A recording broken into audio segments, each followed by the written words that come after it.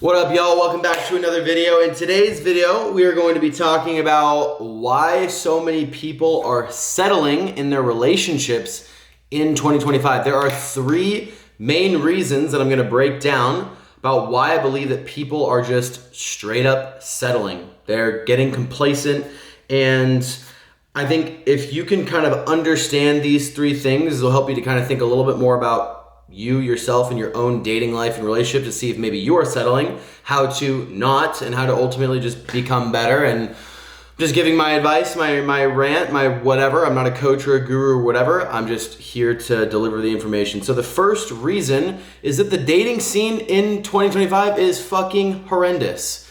This is no secret, right? Like it's really bad. And if you're single and you are living in the present day, which if you're watching this video, you know this. I made an entirely separate video, 10 reasons why dating in 2025 is horrendous. I'll link it somewhere so you can check that out if you're interested in.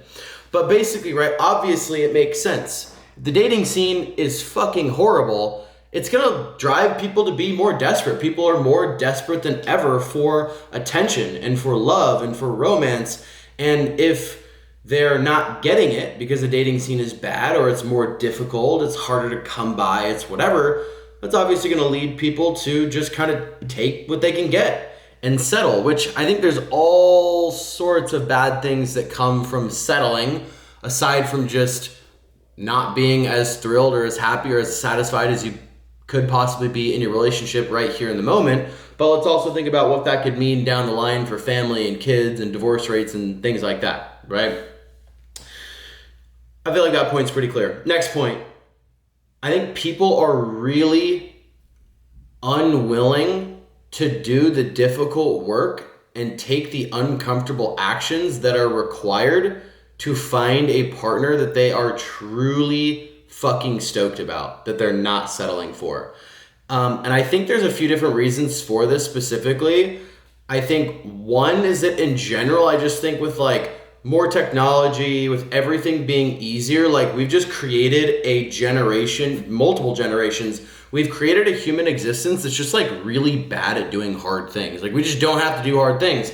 Back in the day, we used to have to do tons of manual labor and go through all this pain and blah, blah, blah. Now it's like we have escalators and elevators everywhere and cars and air conditioning and almost no one does manual labor and like all this shit. So we're just like weaker, and to get an amazing partner, to date successfully, to find love in this world in 2025, I genuinely believe like it takes effort. It takes work. And a lot of times people just don't even know what to do. Like one part of the conversation is like, yeah, it's like, I know what to do and it's difficult and it's uncomfortable and I don't really want to. The entire other side of that is like, yes, all that is true, but like, I don't even know what to do. Right? So, and ultimately, I'll give you like a couple keys just off the dome, right? Like a couple points is you got to go out more. You got to socialize. You got to build your friend groups. You got to like, if you're a guy, I mean, if you're a girl, I'd still recommend doing this a little bit, but like, especially if you're a guy, like you have to approach strangers, random girls, random people in coffee shops, bars, grocery store, like whatever. Quick side note, I was out at the bar yesterday and I asked two girls where they would want to be approached ideally. And one said bookstore and one said grocery store. Back to the point.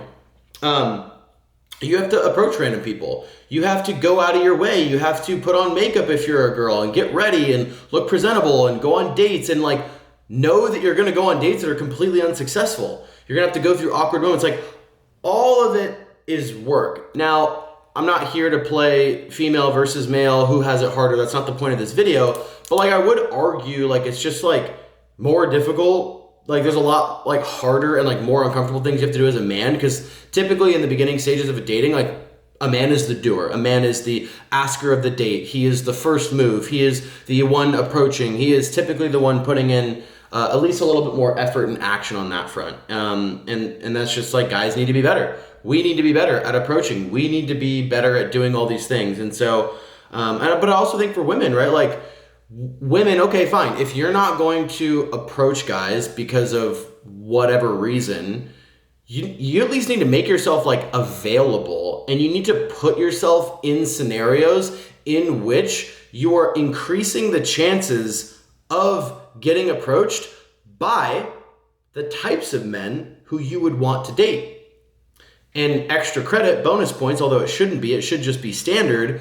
You also need to give tells. You need to, like back in the day, women would literally drop a handkerchief to let a man know that she was interested. She would walk by a guy, see that he was attractive, purposefully drop a handkerchief out of her pocket in hopes that he would come and grab it and say, hey, miss, you dropped this. And then that would spark a conversation.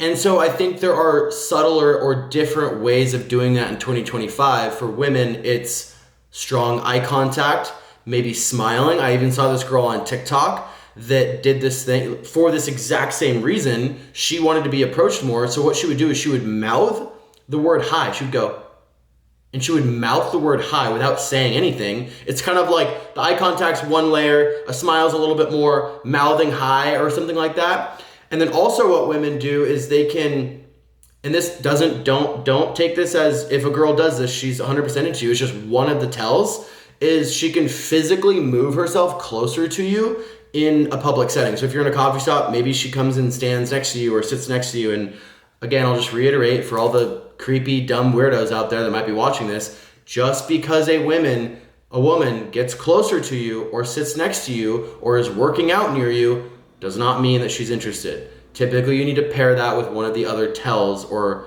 modern day dropping of the handkerchief, right? So women, like, you got to do that. I think I've beaten that point pretty much to, dead horse at this point. Cool. Third point. I think a lot of people in 2025 are truly, genuinely just unhappy if they are alone. And that is a very scary and difficult and uncomfortable place to be. Like, you yourself, if you are not okay being alone, if you are unhappy, you're incapable of living a happy and fulfilling life if you do not have a significant other in your life. Ultimately, I think that's bad. Does that mean that I think everyone should go and figure out how to make themselves a happy camper so that they don't need romantic connection? No. Romantic connection, I think, is one of the deepest, most natural, most beautiful desires that humans have and can lead to a very fulfilling existence. However, I do not think that you should be expecting or hoping or wanting happiness to come to you in the form of another person. Ultimately, I don't think you should really have to rely on anything external in this world to bring you happiness. You yourself, and this is what I strive to, I myself, I want to be happy. And I want to be chill with my existence and who I am and be able to entertain myself alone. And then if I add things, friends, family, significant other on top, that's just like a cherry on top. But don't you think that's so much of a better existence for two people? I'm just going to use a heterosexual classic example here. A man and a woman, both honestly stoked, happy, good, healthy, self-developed, whatever, alone, themselves, individually, and then they come together and have something super fucking dope and harmonious. That's a lot better than a situation where man over here and women over here, individual, are not really happy themselves, but they're seeking and hoping that being in a relationship is gonna make them happy or getting their happiness. For me, it's honestly kind of a red flag. I don't want to be with a girl who's unhappy, but I'm the one that makes her happy. I don't want her to be reliant on me to bring her happiness. I want her to be just awesome and stoked and happy herself. And then when we get together, that's awesome. So she's not relying on that.